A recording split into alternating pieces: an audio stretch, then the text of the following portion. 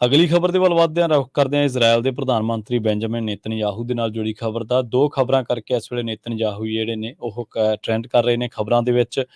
Netanyahu ਨੂੰ ਹਸਪਤਾਲ ਦੇ ਵਿੱਚ ਦਾਖਲ ਕਰਵਾਇਆ ਗਿਆ। ਉਹਨਾਂ ਦੀ ਹਾਲਤ ਜਿਹੜੀ ਹੈ ਠੀਕ ਦੱਸੀ ਗਈ ਆ। ਇਜ਼ਰਾਈਲੀ ਪ੍ਰਧਾਨ ਮੰਤਰੀ ਦੇ ਦਫ਼ਤਰ ਨੇ ਦੱਸਿਆ ਕਿ ਉਹਨਾਂ ਦਾ ਤਲ ਅਵੀਵ ਦੇ ਜਿਹੜਾ ਪੋਰਟ ਤੇ ਸ਼ਹਿਰ ਪੈਂਦਾ ਸ਼ੇਬਾ, ਉਸ ਦੇ ਹਸਪਤਾਲ ਦੇ ਵਿੱਚ ਇਲਾਜ ਚੱਲ ਰਿਹਾ। ਹੋਰ ਵੇਰਵੇ ਜਿਹੜੇ ਆ ਉਹ ਸਾਂਝੇ ਨਹੀਂ ਕੀਤੇ ਜਾ ਰਹੇ। ਇਜ਼ਰਾਈਲ ਦੀ ਹੀ ਇੱਕ ਨਿਊਜ਼ ਸਾਈਟ ਆ ਵੱਲਾ, ਉਹਨੇ ਇਹ ਰਿਪੋਰਟ ਕੀਤਾ ਹੈ ਕਿ ਨੇਤਨਯਾਹੂ ਦੇ ਕਰੀਬੀ ਨੇ ਦੱਸਿਆ ਸੀਗਾ ਕਿ ਉਹ ਘਰ ਦੇ ਵਿੱਚ ਬੇਹੋਸ਼ ਹੋ ਗਏ ਸਨ, ਪਰ ਹਸਪਤਾਲ ਦੇ ਵਿੱਚ ਜਾਣ ਤੇ ਉਹਨਾਂ ਦੀ ਜਿਹੜੀ ਹਾਲਾਤ ਆ ਉਹ ਹਾਲਤ ਠੀਕ ਹੋ ਗਈ ਸੀਗੀ, ਤੇ ਪਰ ਅਧਿਕਾਰੀ ਆਪਣਾ ਨਾਮ ਜਿਹੜਾ ਉਹ ਗੁਪਤ ਰੱਖ ਰਹੇ ਨੇ। ਇਹ ਕਿਆਸਰਾਈਆਂ ਲਾਈਆਂ ਜਾ ਰਹੀਆਂ ਨੇ ਕਿ ਨੇਤਨਯਾਹੂ ਦੀ ਜਿਹੜੀ ਤਬੀਅਤ ਆ ਉਹ ਕੋਈ ਬਹੁਤੀ ਠੀਕ ਨਹੀਂ ਹੈ, ਪਰ ਕਿਉਂਕਿ ਦੇਸ਼ ਦੇ ਵਿੱਚ ਕਾਫੀ ਸਥਿਰਤਾ ਜਿਹੜੀ ਆ ਉਹ ਕਈ ਤਰ੍ਹਾਂ ਦੀਆਂ ਕਿਆਸਰਾਈਆਂ ਲਾਈਆਂ ਜਾ ਰਹੀਆਂ ਨੇ, ਤਾਂ ਜਿਹੜੇ ਪੀਐਮਓ ਆ ਉਹ ਲੋਕਾਂ ਨੂੰ ਅਸਲੀ ਗੱਲ ਨਹੀਂ ਦੱਸਣਾ ਚਾਹੁੰਦਾ। ਦੂਜੇ ਪਾਸੇ ਨੇਤਨਯਾਹੂ ਸਰਕਾਰ ਦੇ ਲਈ ਜਿਹੜਾ ਸੰਕਟ ਆ ਉਹ ਇਹ ਹੈ ਕਿ ਇਹ ਇੱਕ ਬਿੱਲ ਲੈ ਕੇ ਆਏ ਨੇ ਜਿਹਦੇ ਨਾਲ ਹੁਣ ਆਉਣ ਵਾਲੇ ਦਿਨਾਂ ਦੇ ਵਿੱਚ ਜਿਹੜਾ ਜੁਡੀਸ਼ੀਅਰੀ ਦੇ ਵਿੱਚ ਰਿਫਾਰਮ ਕੀਤੇ ਜਾਣੇ ਆ। ਨੇਤਨਯਾਹੂ ਦੀ ਸਰਕਾਰ ਉੱਤੇ ਦੋਸ਼ ਲੱਗ ਰਹੇ ਨੇ ਕਿ ਜਿਹੜਾ ਜੁਡੀਸ਼ੀਅਰੀ ਦੇ ਵਿੱਚ ਰਿਫਾਰਮ ਕਰ ਰਹੇ ਨੇ ਬਿੱਲਾਂ ਦੇ ਜ਼ਰੀਏ ਬਿੱਲ ਲਿਆ ਕੇ ਨਵੇਂ ਬਿੱਲ ਲਿਆ ਕੇ, ਤਾਂ ਉਹਦੇ ਨਾਲ ਤਾਕਤਾਂ ਜਿਹੜੀਆਂ ਜੁਡੀਸ਼ੀਅਰੀ ਦੀਆਂ ਨੇ ਉਹ ਸੀਮਿਤ ਹੋ ਜਾਣਗੀਆਂ। ਤੇ ਇਸੇ ਦਰਮਿਆਨ ਖਬਰ ਇਹ ਹੈ ਕਿ ਹੁਣ 200 ਪਾਇਲਟਾਂ ਨੇ, ਇੱਕ ਉਹਨਾਂ ਦੀ ਯੂਨੀਅਨ ਆ, ਉਹਨਾਂ ਨੇ ਖਤ ਲਿਖਿਆ। ਉਹਨਾਂ ਨੇ ਕਿਹਾ ਕਿ ਜੇਕਰ ਪੀਐਮ ਨੇਤਨਯਾਹੂ ਆਪਣੀ ਇਸ ਜਿੱਦ ਤੇ ਅੜੇ ਰਹੇ ਤੇ ਉਹਨਾਂ ਨੇ ਇਹ ਬਿੱਲ ਵਾਪਸ ਨਹੀਂ ਲਿਆ, ਤਾਂ ਫਿਰ ਅਸੀਂ ਜਿਹੜੇ ਸਮੂਹਿਕ ਰੂਪ ਦੇ ਵਿੱਚ ਆਪਣੇ ਅਸਤੀਫੇ ਦੇਵਾਂਗੇ।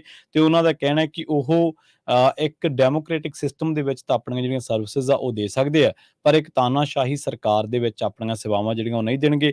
ਤੇ ਉਧਰ ਨਾਲ ਹੀ ਜਿਹੜਾ ਏਅਰ ਫੋਰਸ ਦੇ ਰਿਟਾਇਰ ਪਾਇਲਟ ਨੇ ਜਾਂ ਹੋਰ ਨੈਵੀਗੇਟਰਸ ਨੇ, ਉਹਨਾਂ ਨੇ ਵੀ ਜਿਹੜਾ ਉਹਨਾਂ ਦੀ ਜਥੇਬੰਦੀ ਹੈ ਇੱਕ 555, ਉਹਨਾਂ ਨੇ ਵੀ ਨੇਤਨਯਾਹੂ ਸਰਕਾਰ ਨੂੰ ਜਿਹੜਾ ਉਹ ਅਲਟੀਮੇਟਮ ਦਿੱਤਾ ਹੈ ਕਿ ਤੁਸੀਂ ਆਪਣਾ ਜਿਹੜਾ ਫੈਸਲਾ ਬਿੱਲ ਲੈ ਕੇ ਆਉਣ ਦਾ ਜੁਡੀਸ਼ੀਅਰੀ ਰਿਫਾਰਮਸ ਦਾ, ਉਹ ਫੈਸਲਾ ਆਪਣਾ ਬਦਲੋ।